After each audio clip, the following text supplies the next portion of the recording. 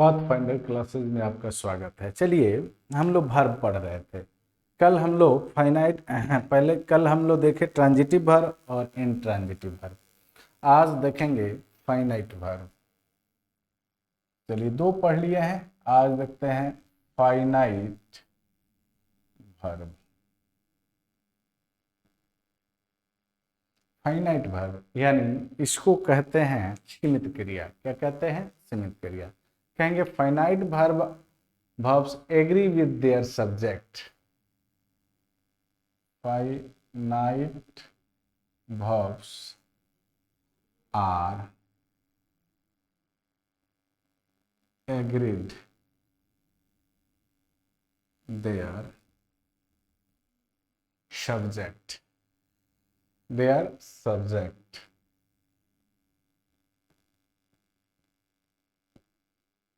In number and portion. सीधी सी बात को समझ लेते हैं कि फाइनाइट वर्ब किसको कहेंगे। क्रिया का वह रूप जो अपने कर्ता एवं वचन के अनुसार हो उसे सीमित क्रिया कहा जाता है। कहेंगे क्रिया का वह रूप जो अपने कर्ता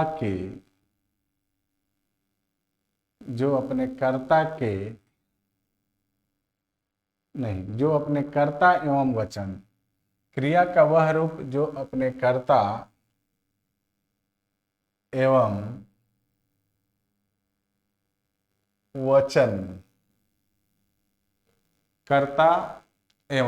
वचन के अनुसार हो उसे फाइनाइट सीमित क्रिया कहते।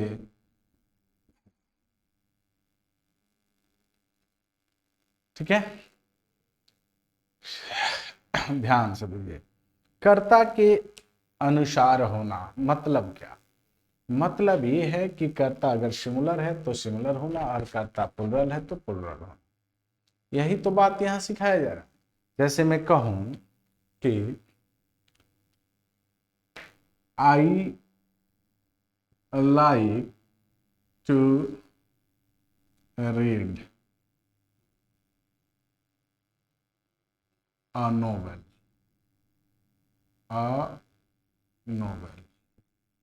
दूसरा मैं कहूं he likes to read a novel. तीसरा कहूं they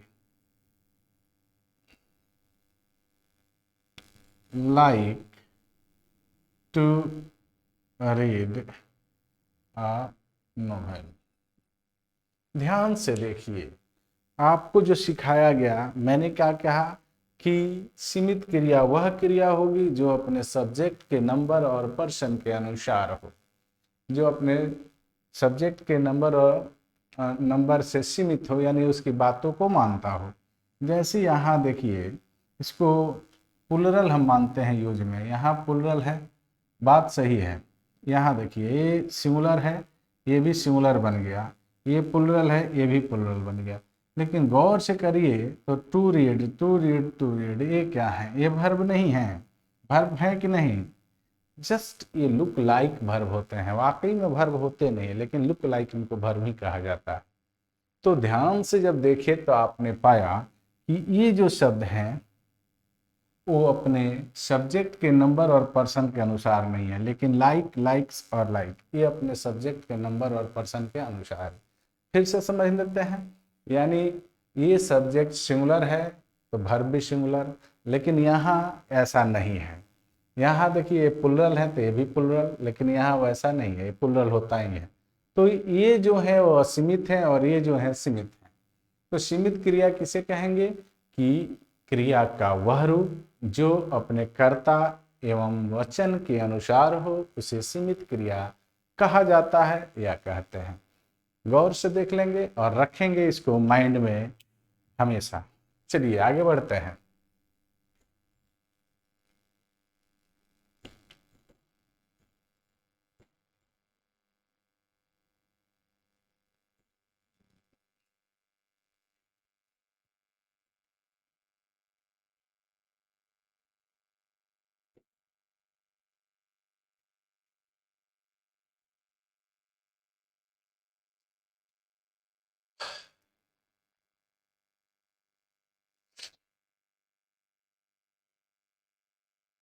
इनफिनाइट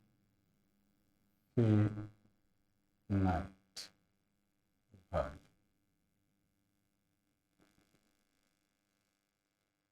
इनफाइनाइट वर्ब कहेंगे। इनफाइनाइट वर्ब और इन्फिनिटिव्स। इनफाइनाइट वर्ब और इन्फिनिटिव्स।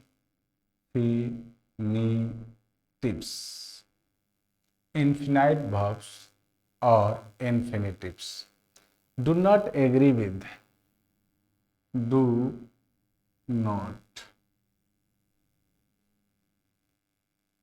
agree with, do not agree with their subject, their subject in number and person, in number and person। समझने की जरूरत है कि आखिर इन्फिनिटिव किसको कहेंगे, इन्फिनाइट किसको कहेंगे। कहेंगे क्रिया का वह रूप, क्रिया का वह रूप। बिहार बोर्ड वाले हैं इसलिए हिंदी पर थोड़ा सा ज़्यादा आपका पकड़ होगा, तो थोड़ा सा ज़्यादा हिंदी से समझने का प्रयास करेंगे। क्रिया का वह रूप, क्रिया का वह रूप जो अपने कर्ता के वचन, जो अपने कर्ता के वचन, जो अपने कर्ता एवं करो, जो अपने कर्ता एवं वचन के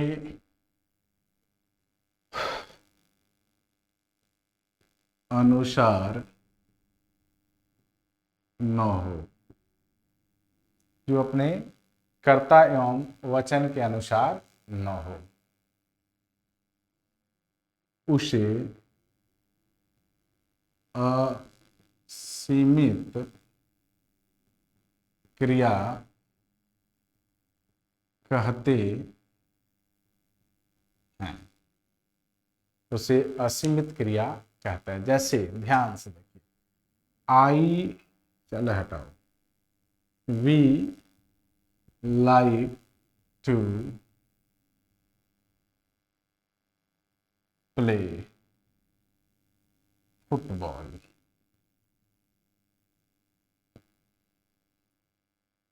she likes to play football. ध्यान से देखो तो ये क्रिया अपने सब्जेक्ट के नंबर और पर्सन के अनुसार है, जबकि ये दोनों यहाँ कहेंगे कि ये अपने नंबर और पर्सन के अनुसार नहीं है, अर्थात इनको कहेंगे इनफाइनाइट,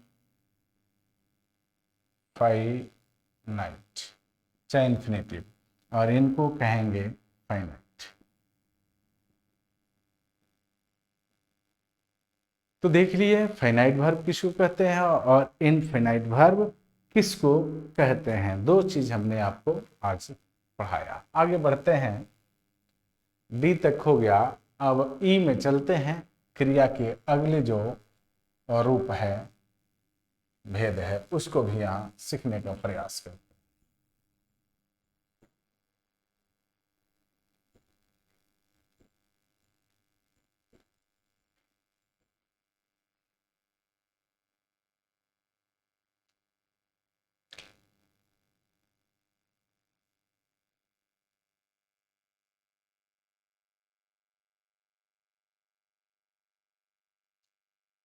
एक्सिलरी वर्ब, ऐसे इसका और भी नाम है।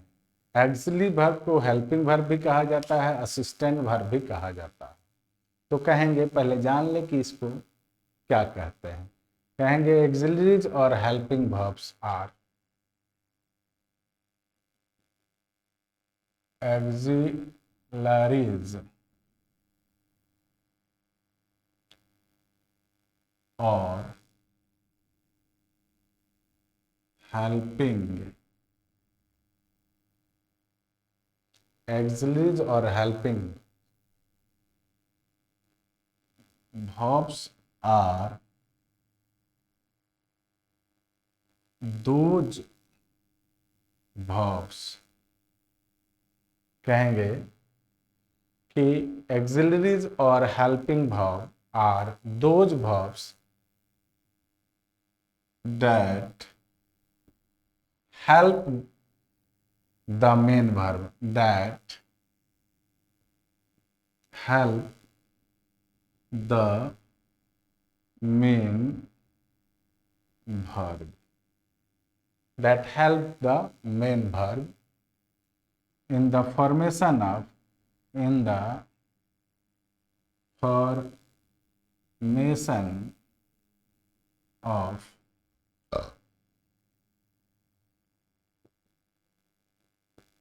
tenses। हिंदी में जान लें, सहायक क्रियाएं वे क्रियाएं होती हैं, सहायक क्रियाएं वे क्रियाएं होती हैं जिनका प्रयोग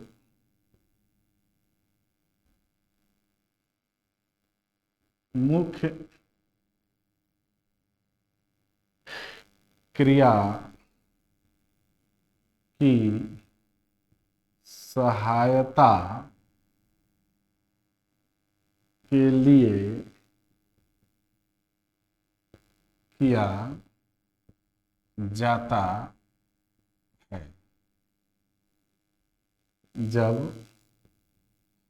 काल यानी टेंस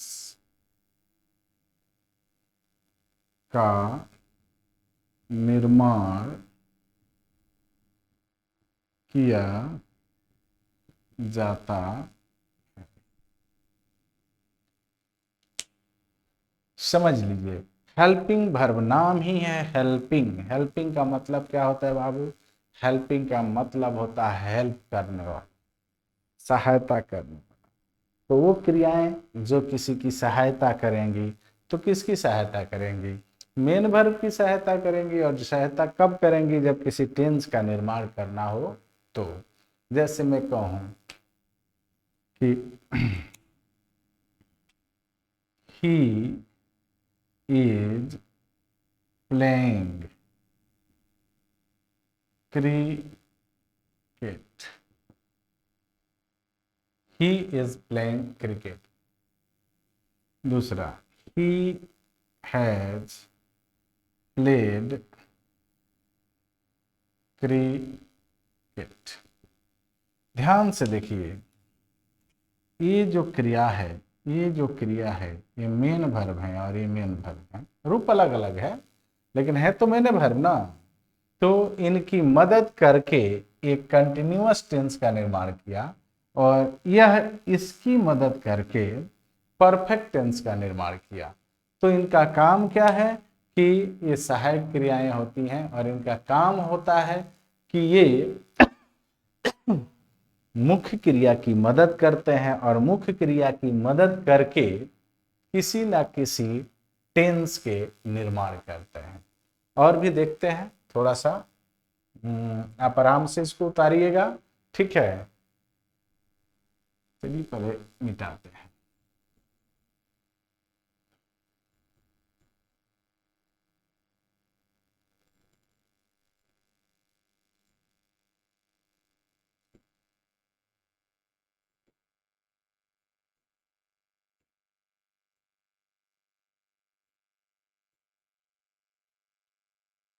जैसे मान लो मैं कहूं Ram was playing cricket. They have been living here since 1996. ध्यान से अगर आप देखते हैं तो पाएंगे कि ये सहायक क्रिया है और ये अपने मुख्य क्रिया प्लेइंग का क्या करता है, मदद करके, और यहाँ पास्ट कंटिन्यूअस टेंस का निर्माण कराया। दूसरे में क्या हुआ, ये दोनों सहायक क्रिया हैं और ये मेन वर्ब लिविंग का मदद करके परफेक्ट कंटिन्यूअस टेंस का निर्माण किए। तो आप देख पा रहे हैं कि इनका काम क्या है। तो इनका काम है कि किसी न किसी मेन वर्ब की सहायता करके टेंस का निर्माण करना, टेंस का निर्माण।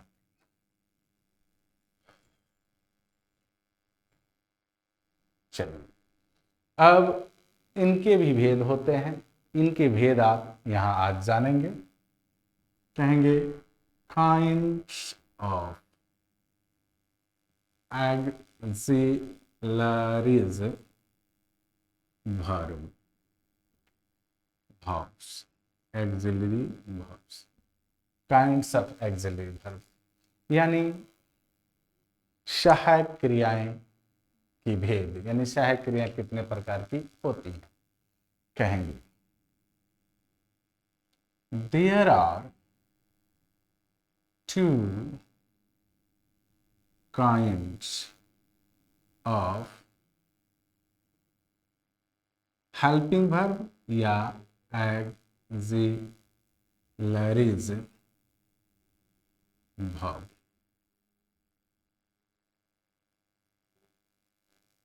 ठीक है, पहला प्राइमरी एक्सिलरी वर्ब,